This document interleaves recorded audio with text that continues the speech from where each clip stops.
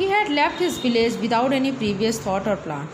उसने अपना गांव बिना किसी पूर्व निर्धारित विचार और योजना के ही छोड़ दिया था. If he had continued there, यदि वो वहाँ पे रहता, he would have carried on the work of his forefathers, namely tilling the land, living, marrying and ripening in his cornfield and ancestral home. यदि वो वहाँ गांव में रहा होता तो वो अपने फोरफादर्स मीन्स पूर्वजों के कार्य को जारी रखता. कैरीड ऑन मीन्स जारी रखता, मतलब वो भी वही काम करता रहता. जैसे कि टिलिंग द लैंड, खेत जोतना, टिलिंग मीन्स जोतना. लिविंग रहना, जीवन बिताना. मैरिंग शादी करना.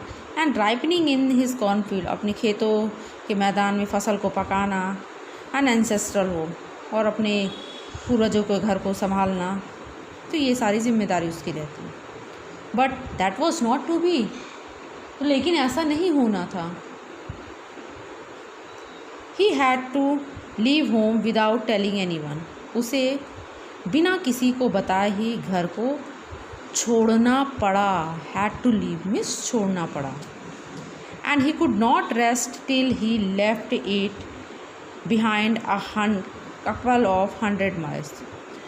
और वो तब तक आराम नहीं कर सकता था जब तक वो सैकड़ों मील अपने गांव को सैकड़ों मील पीछे नहीं छोड़ देता. To a villager it is a great deal.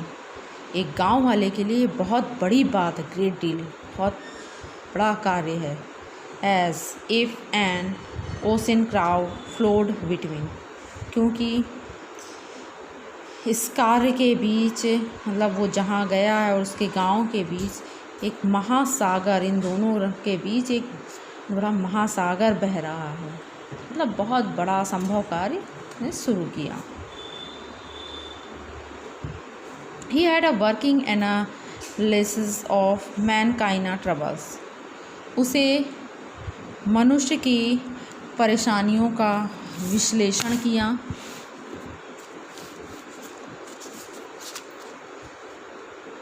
से सही विश्लेषण आता है. उसने मनुष्य मैनकाइंड होगा, ओके, मैनकाइंड नहीं मैनकाइंड, मनुष्य की परेशानियों का विश्लेषण करना आता था. Marriage money and the tangles of human ties. शादी विवाह, मैरिज मनी में शादी विवाह और धन दौलत, रिश्ते तथा रिश्तेदारों की उलझनें. टैंगल्स ऑफ ह्यूमन लाइफ, रिश्तेदारों की जो उलझनें होती थी, परेशानियां होती, जो वाद विवाद होता था, तो इन सभी की उसको जानकारी थी. उसको वो सही विश्लेषण कर लेता था. Long practice had sharpened his perception. Long practice means लंबे समय से यही ये करता रहा, मीन्स इसको अभ्यास हो गया. तो इसके अभ्यास ने इसके परसेप्शन मीन्स निरीक्षण को काफ़ी शार्प कर दिया. निरीक्षण को काफ़ी तीव्र और तीक्ष्ण कर दिया.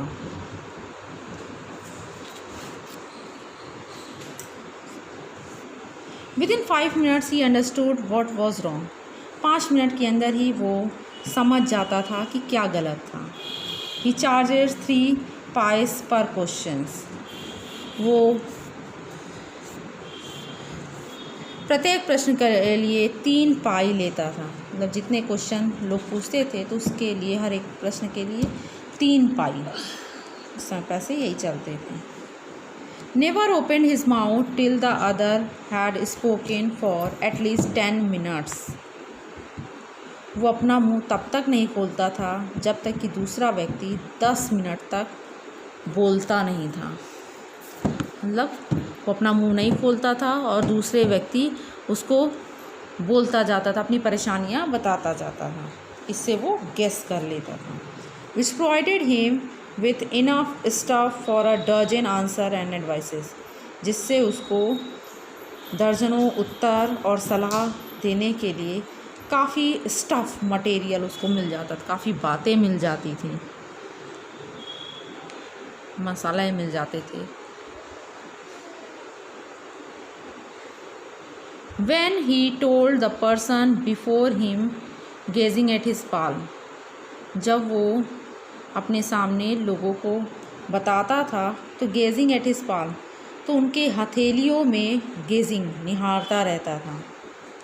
In many ways you are not getting the fullest result for your efforts, और ये बताता था कई तरह से तुम्हें तुम्हारे प्रयासों का परिणाम पूरी तरह से परिणाम नहीं मिल पा रहा है। 9 out of 10 were disposed to agree with him, 10 में से 9 तो उसकी बात से सहमत हो जाते थे। और ही क्वेश्चन, या तो वो प्रश्न करता था, जो सहमत नहीं तो उनसे प्रश्न करता था, is there any women in your family, क्या तुम्हारे घर में कोई औरत है? Maybe even a distant relative, या दूर की कोई रिश्तेदार हो, who is not well disposed towards you, जो तुम्हारी तरफ सही नहीं है, तो तुम्हारे साथ अच्छा व्यवहार ना रखती हो, डिस्पोज टूवर्ड्स यू, तुम्हारे साथ अच्छा व्यवहार ना रखे। और he gave an analysis of character, या तो फिर वो उसे चरित्र का विश्लेषण किया करता था। Most of your troubles are due to your nature, अधिकतर परेशानियाँ जो तुम्हारी हैं वो तुम्हारे नेचर स्वभाव के कारण हैं। How can you be otherwise with Saturn where he is, तो इस तरह से चरित्र के बारे में वो बताने लगता था। तो फिर वो ग्रह नक्षत्र के बारे में बताता था। सैटर्न वेयर इज़ मतलब जहाँ पर शनि ग्रह तुम्हारा विद्यमान है तो तुम अच्छे कैसे हो सकते हो, शनि ग्रह के होते हुए तुम अच्छे कैसे हो सकते हो। You have an इम्पेटुअस nature and rough exteriors, तुम्हारा स्वभाव तो चंचल है पर ऊपर से खराब भी लगते हो। तुम्हारा स्वभाव जो है वो चंचल है, इम्पेटियस में चंचल, लेकिन बाहर से रफ खराब लगते हो, उखड़े उखड़े से लगते हो। This endeared him to their hearts immediately, इतनी ही बात से वह शीघ्र ही उनके दिलों में, तुरंत ही उनके दिलों में जगह बना लेता था। endeared him प्यार भरी जगह बना लेता था। for क्योंकि even the mildest of us, हम में से जो सबसे कोमल हृदय वाला होता था उसे भी इस तरह के विचार से प्यार होता था कि